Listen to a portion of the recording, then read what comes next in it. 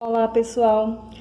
Hoje nossa aula vai ser uma revisão para falar um pouco de interpretação textual. E quando eu falo interpretação textual, pode ser de charges, pode ser de tiras, dissertações ou mesmo histórias em quadrinhos, como está aparecendo aqui para vocês. Então, hoje nós vamos falar quais são as melhores dicas para você que tem dificuldade superar e poder interpretar melhor o texto que é colocado nas avaliações escolares ou até em avaliações externas.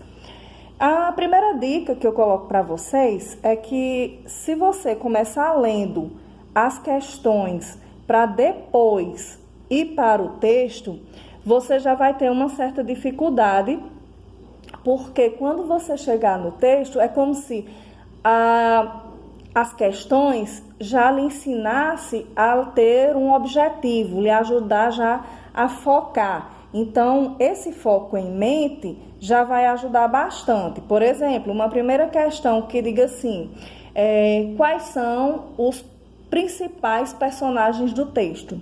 Na hora que você for ler esse texto, o que vai acontecer? À medida que você for lendo, você vai ver quem é que se destaca nesse texto. Então, quem se destaca é o personagem principal ou os personagens principais.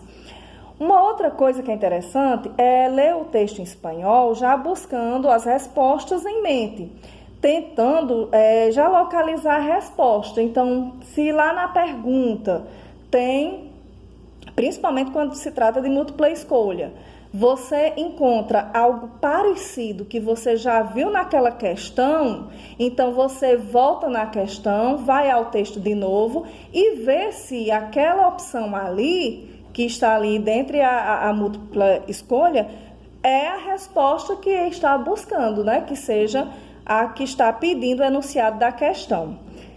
E isso serve, pessoal, não só para a língua espanhola, tá bom? Eu estou colocando língua espanhola porque é a disciplina que eu estou lecionando, mas serve para a língua portuguesa, língua inglesa e até para outras provas também de avaliações externas, porque muitas das provas de filosofia, sociologia, geografia, história exigem muito da interpretação, matemática também, física. Então, geralmente, hoje em dia, as questões são interpretativas. Então, é bem interessante que você vá lá olhar as opções e volte para o texto em questão para poder resolver. Uma outra coisa é procurar nas opções de resposta o que mais se aproxima com a passagem no texto, que aí é quando eu digo que você vai lendo o texto pela primeira vez e tem uma frase que lhe chamou a atenção como se você já tivesse lido aquela frase. Então, aí você vai lá na questão e observa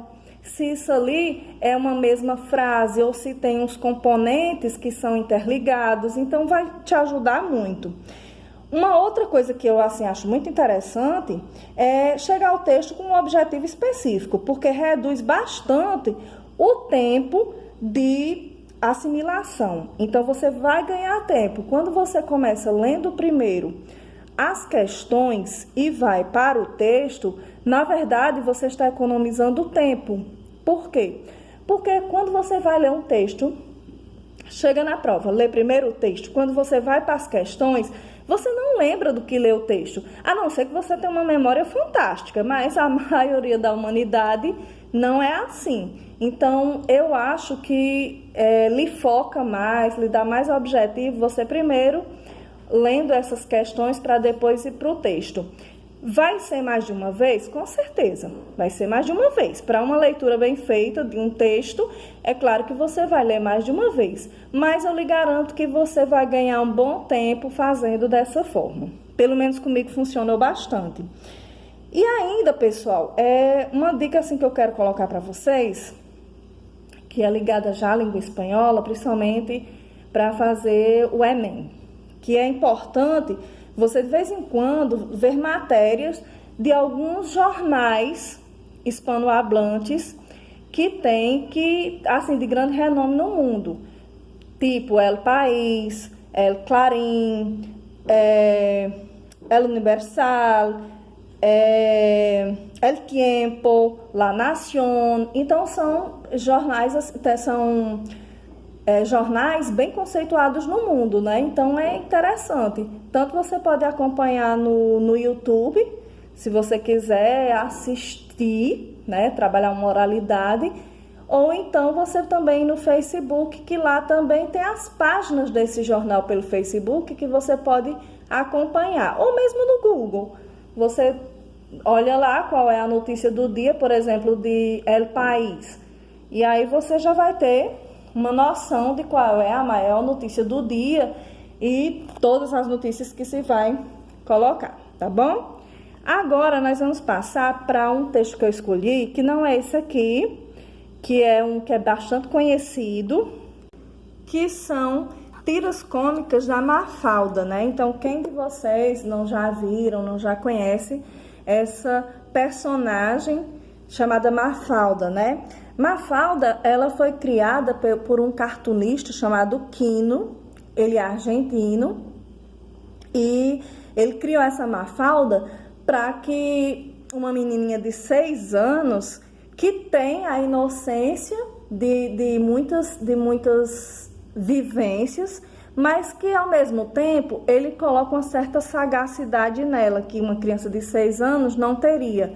Mas ele colocou esse olhar crítico da Mafalda de pensar. Então, vocês vão observar que o que acontece? Geralmente as tiras cômicas ou historinhas em quadrinhos, né, elas formam parte de gêneros de opinião que tem uma finalidade de criticar alguma situação da atualidade, pode ser política, pode ser social, familiar, pessoal e etc, né? Então as histórias, elas devem ser curtas, povoadas de personagens fáceis de reconhecer e com os quais o leitor se possa associar. Então a Mafalda, o adolescente e a criança, mas especialmente o adolescente, se associam muito a ela. Por quê? Porque já tem um pensamento crítico. Embora ela seja uma personagem de 6 anos, mas existe a identificação que foi proposital do cartunista de colocar essa criticidade e essa forma de análise dela. Então, nós vamos começar aqui com a leitura dessa tira aqui, a tira número 2. Eu vou focar aqui para ver se vocês veem bem direitinho. E aí o texto tem: Democracia, del griego, demos, pueblo, y kratos, autoridad. Governo que el pueblo ejerce la soberania. E aí ela foi lá no dicionário, né, para ver esse significado do que é democracia. E aí achou esse resultado. E aí ela começou a rir. Você vê que nessa segunda passagem aqui, ela está rindo. Nessa outra, você observa que ela está à mesa com a família, está jantando e ela está rindo ainda. A gente sabe que é jantando, porque na janela tem a imagem assim da lua, né? Como se fosse a noite. E já ainda ela está rindo na hora de dormir. Por quê? Porque aqui a gente percebe uma crítica bem aguçada, né, socialmente, do significado de democracia. Então, para a gente, assim, o que é democracia na verdade, né? É o governo que o povo exerce a soberania, ou seja, quando o povo escolhe os seus representantes, que é um sistema político em que os cidadãos elegem os seus dirigentes, né, por meio de eleições periódicas. No Brasil acontece presidencial de 4 em 4 anos.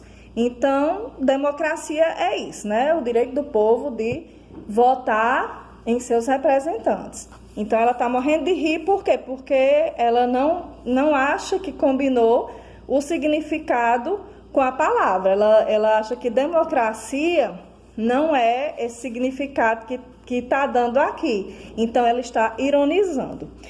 Na questão, que é claro que eu já li, peraí, passou mais de uma folha.